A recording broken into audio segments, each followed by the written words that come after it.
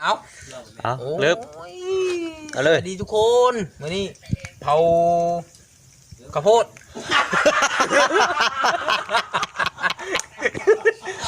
ไม่ได้บอกยังเนาะเผาข้าวโพดวันนี้โมมียังเฮ็ดเนาะเอากับเผาข้าวโพดกินนี่ละ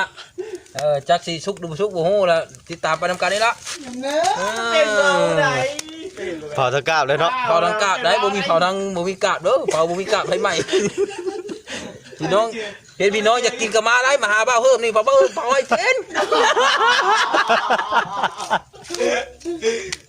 ได้การนะตายดังเลยเด็กอยู่บ้านเอาอันนี้มันมีมี6 มี 7 ลูกมี7 ลูกเอามาใช้ข้าวโพดเลยเอามาจากใช่ปะเอามาจากบุระทางใช่ปะทางไหนบ่เอามาเช็ดตุ้งผู้เฮ้ยแง่เอามาที่บ้านพี่อันนี้อยู่ใช่ปะพี่แมวพี่บอลใกล้ห้องพี่เรารักกันเลยเขากับบ้านปอข้าวโพดเผาเป็นตาเชฟเลยเนาะเฮ้ยข้าวโพดเผาบ่เป็นข้าวโพดคางเด้อไปอยากกินมาหาเผาเพิ่มเผาให้กินเผาทั้งข้าวโพดเผาทั้งคนเผาตัวเผาเพิ่มนะ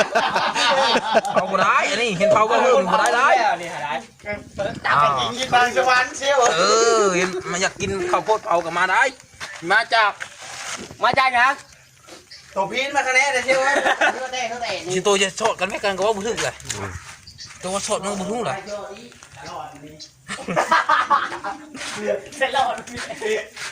บ่เพิ่มข้าวโพดเผา